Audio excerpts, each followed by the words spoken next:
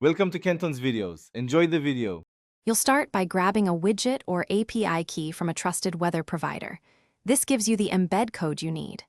Once done, open the Notion page where you want live weather and add an embed block. Then paste the provider's iframe or public URL into that block and press Enter. This connects Notion to the widget. Make sure the widget is set to public if required, because Notion needs a reachable URL to display the live data.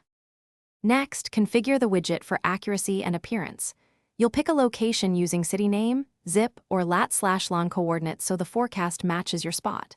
Choose units degrees C or degrees F and decide on a refresh interval such as 15 or 30 minutes so data stays current.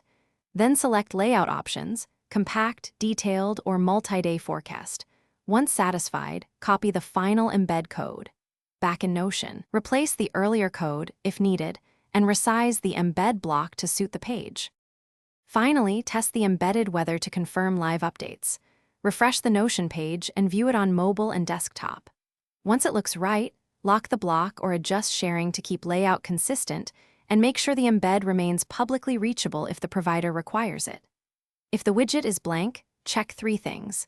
The embed URL must be HTTPS to avoid mixed content blocking, the widget must be publicly accessible, and your API key or usage limits.